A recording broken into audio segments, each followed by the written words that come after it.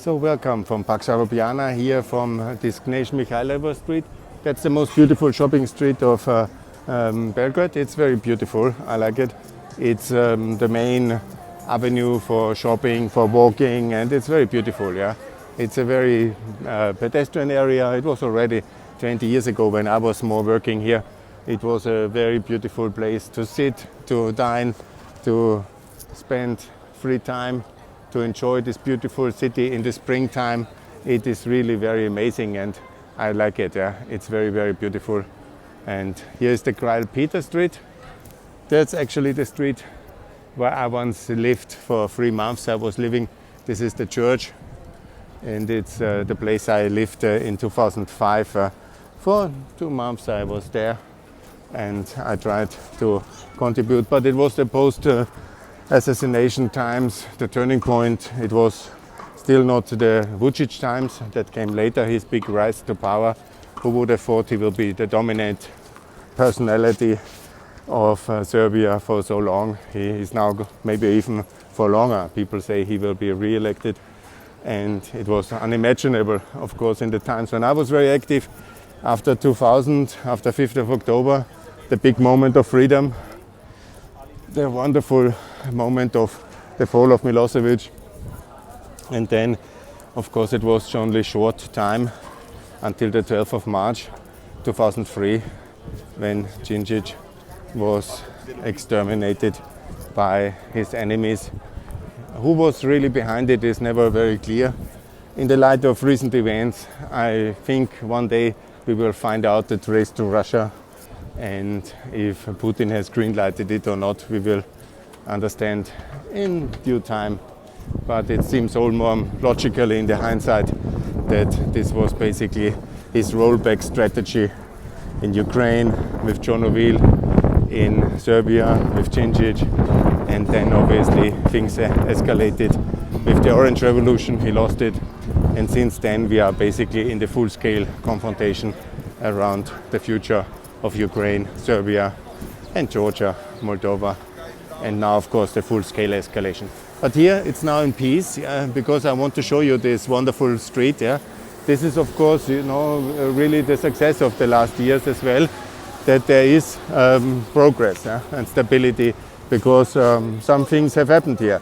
It's the EU candidate status, it's the back to the euro, it's also a lot of investments, and the reconstruction efforts after the war have worked. Yeah? And that's also very important. We have to concede that. And so I call for European Serbia to join the European Union, to be fully part of the West, and with Austria together to overcome the ghost of the past, and to join together also our defense alliance. Yeah? This is very important, yeah? That NATO is the target of Serbia, the objective, and I hope that after the elections in the 3rd of April there will be a change which leads to full integration. If it will be EU first and then NATO, we will have to see, or if it's the EU joining NATO, there can be variations here. But at this beautiful square in the center of the town, I call for that and I hope for that. And the first thing obviously is to adopt the euro. That's the next big step here for Serbia. And I'm just looking for the central bank to make a video before the central bank, and I will find it. I just need to sit and to discuss. But I wanted to show you how beautiful here, the square here, beautiful. Ganjemikhailova is probably one of the nicest streets in Central and Eastern Europe. It's a very big city, Belgrade, with a lot of beautiful buildings. It was once a very wealthy 19th century capital, and it will be again very successful. It's not today. We should not have any illusions. Here much has to happen, and it will. It will. I'm confident it will, and that's obviously what we need to do. But it needs, of course, the Euro for Peace deal, which I've published in Austrian Presse. That means the euro for Serbia for the recognition of Kosovo. It needs now a change of policy towards Ukraine. And yeah, this is actually where the students were protesting in 1992. I was the first time here in '92 in Belgrade. This is now exactly 30 years ago. It's in March. Yeah, it's 30 years. I'm back. 30 years I was bringing support from the Austrian students to the Serbian students on the famous 9th of March 92. 30 years. And this 30 years is now the circle. I was asked as international. I was not the international officer of Austrian Student Union. I was just with one guy, Michael, and we came here. We met the student leaders, we supported them, and Mr. Busek then, out of the finding the conclusion, started this recognition process. It was actually that student leader, forgot the name, who asked me for the mutual recognition. And then Mr. Busek instigated the Graz process out of this request from the Belgrade students. They were not able to topple Milosevic back then. That was the tragedy of that decade, because he was able then to escalate the Bosnian war, and he was then, of course, doing that for March. Then he lost. He basically won this confrontation with the students in March, and then in April started the Bosnian war, where he escalated fully, and that's the situation. Then the Kosovo war came, and then the 5th of October, of course, the end of his regime.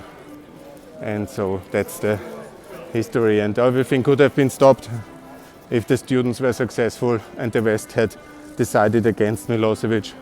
But stability was the paradigm. They knew the guy. They didn't really take him seriously, what he said already in Kosovo Polje, and the consequence was so much bloodshed. It's very similar to the appeasement of Putin. The West leaders always, they know the guy, better to work with the guy we know, no risk. Stability with autocrats leads always to war, as we learned now. But I guess the West will forget the lessons very soon. But it's the tragedy of our post-Cold War world that we have first this Balkan disaster, and then we have this Ukraine disaster, and both were avoidable by more moral foreign policy, by better understanding of the criminal nature of these regimes, and by some courage. All of it missing. Anyhow, this is Mikhailova Street, very beautiful. I love it. I will come back with more information, update on my 30 years memorial lane and calling for peace, recognition of Kosovo and support for Ukraine here in Belgrade, the capital of European Serbia in the future.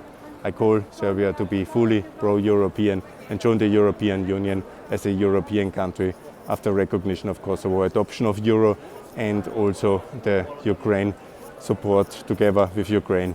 Will Serbia be in the EU or not? Thanks a lot. Bye.